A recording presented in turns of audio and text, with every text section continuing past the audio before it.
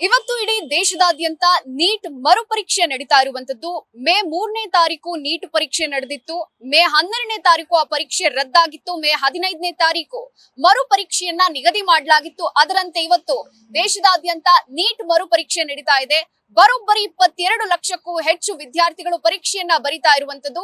5440ಕ್ಕೂ ಹೆಚ್ಚು ಪರೀಕ್ಷಾ ಕೇಂದ್ರಗಳಲ್ಲಿ 14 ಅಂತಾರಾಷ್ಟ್ರೀಯ ಕೇಂದ್ರ ಸೇರಿದಂತೆ 551 ನಗರಗಳಲ್ಲಿ ಪರೀಕ್ಷೆ ನಡೀತಾ ಇದೆ. ಸದ್ಯ ಬೆಂಗಳೂರಿನ 68 ಕೇಂದ್ರಗಳಲ್ಲೂ ಕೂಡ ಪರೀಕ್ಷೆಯನ್ನ ನಡೀತಾ ಇರುವಂತದ್ದು. ಸಕಲ ರೀತಿಯಲ್ಲೂ ಈಗಾಗಲೇ ಆಗಿರೋ ತಪ್ಪು ಈ ಬಾರಿ ಮರುಕಳಿಸಿದಂತೆ ನ್ಯಾಷನಲ್ ಟೆಸ್ಟಿಂಗ್ ಏಜೆನ್ಸಿ ಸಕಲ ರೀತಿಯಲ್ಲೂ ಟೈಟ್ ಸೆಕ್ಯೂರಿಟಿಯೊಂದಿಗೆ ನೀಟ್ ಪರೀಕ್ಷೆಯನ್ನ ನಡೆಸಲಾಗ್ತಾ ಇದೆ.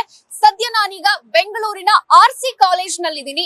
ಈಗಾಗಲೇ ಸಕಲ ರೀತಿಯಲ್ಲೂ ತಯಾರಿಯನ್ನ ಮಾಡಿಕೊಳ್ಳಲಾಗಿದೆ. ಪ್ರತಿ ಪರೀಕ್ಷಾ ಕೇಂದ್ರದಲ್ಲೂ ಕೂಡ 3 ಹಂತಗಳಲ್ಲಿ ಭದ್ರತಾ ವ್ಯವಸ್ಥೆಯನ್ನ ಮಾಡಿಕೊಂಡಿರುವಂತದ್ದು. ಮೊದಲನೇದಾಗಿ ಜಿಲ್ಲಾಡಳಿತ ಸಿಬ್ಬಂದಿ, ಹಾಗೆ ರಾಜ್ಯ ಪೊಲೀಸರು, ಹಾಗೆ ಕೇಂದ್ರ ಸರ್ಕಾರದ CRPF ಸಿಬ್ಬಂದಿ 3 ಹಂತಗಳಲ್ಲಿ ಭದ್ರತೆಯ ವ್ಯವಸ್ಥೆಯನ್ನ ಮಾಡಿಕೊಂಡಿರುವಂತದ್ದು.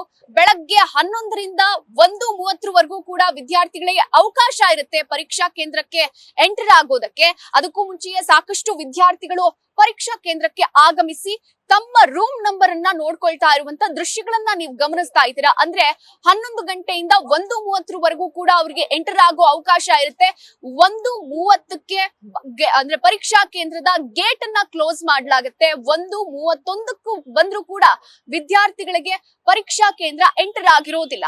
ಹಾಗೆ ಮತ್ತೊಂದು ಭಾಗದಲ್ಲಿ ನೀವು ಗಮನಿಸಬಹುದು, ಅಂದ್ರೆ ಯಾವೆಲ್ಲ ವಸ್ತುಗಳನ್ನ ಎಕ್ಸಾಮಿನೇಷನ್ ಸೆಂಟರ್ಗೆ ತೆಗೆದುಕೊಂಡು ಹೋಗೋ ಹಾಗಿಲ್ಲ ಅನ್ನುವಂತ ಒಂದು ಬ್ಯಾನರ್ ಕೂಡ ಅಳವಡಿಸಿರುವಂತದ್ದು. ಎಲೆಕ್ಟ್ರಾನಿಕ್ ಸಾಧನ ಆಗಿರ್ಬೋದು, ತಿನ್ನೋ ವಸ್ತುಗಳಾಗಿರ್ಬೋದು, ಆಭರಣಗಳು, ವಾಚ್, ಪರ್ಸ್, ಬುಕ್ ನೋಟ್, ಈ ತರ ಯಾವೆಲ್ಲ ವಸ್ತುಗಳು ಎಂಟರ್ ಇಲ್ಲ ಅನ್ನುವಂತ ಬೋರ್ಡ್ ಕೂಡ ಅಳವಡಿಸಿರುವಂತದ್ದು. ಅಂದ್ರೆ ಈ ಒಂದು ಪರೀಕ್ಷಾ ಕೇಂದ್ರದ 200 ಮೀಟರ್ ಸುತ್ತ ನಿಷೇಧಾಜ್ಞೆ ಕೂಡ ಈಗಾಗಲೇ ಜಾರಿ ಮಾಡಲಾಗಿದೆ. ಅಂದ್ರೆ ಯಾವೆಲ್ಲ ಪರೀಕ್ಷಾ ಕೇಂದ್ರಗಳಿರುತ್ತೆ ಅದ್ರ ಸುತ್ತ 200 ಮೀಟರ್ ನಿಷೇಧಾಜ್ಞೆ ಜಾರಿ, ಜೊತೆಗೆ ಪರೀಕ್ಷಾ ಕೇಂದ್ರದ ಸುತ್ತಮುತ್ತ ಇರುವಂತ ಜೆರಾಕ್ಸ್ ಅಂಗಡಿಗಳನ್ನ ಬಂದ್ ಮಾಡುವಂತ ಎಲ್ಲ ನಿಟ್ಟಿನಲ್ಲೂ ಕೂಡ NTA ಸಕಲ ರೀತಿಯಲ್ಲೂ ಕೂಡ ತಯಾರಿಯನ್ನ ಮಾಡ್ಕೊಳ್ತಾ ಇರುವಂತದ್ದು. ಮತ್ತೊಂದು ಪ್ರಮುಖ ವಿಚಾರ ಏನಂದ್ರೆ, ಈ ಬಾರಿ ನೀಟ್ ಮರುಪರೀಕ್ಷೆಯನ್ನ ಖುದ್ದು ಪ್ರಧಾನಿ ನರೇಂದ್ರ ಮೋದಿ ಅವರೇ ಮಾನಿಟರ್ ಕೂಡ ಮಾಡ್ತಾ ಇದ್ದಾರೆ. ಅಂದ್ರೆ ಎಲ್ಲೂ ಕೂಡ ಲೋಪದೋಷ ಆಗದೆ ಇರೋ ರೀತಿ ಸಕಲ ರೀತಿಯಲ್ಲೂ ತಯಾರಿ ಮಾಡ್ಕೊಳ್ತಾರೆ. ಅಂದ್ರೆ 11 ಗಂಟೆ ಬಳಿಕ ವಿದ್ಯಾರ್ಥಿಗಳು ಪರೀಕ್ಷಾ ಕೇಂದ್ರಕ್ಕೆ ಎಂಟರ್ ಆಗ್ತಾರೆ.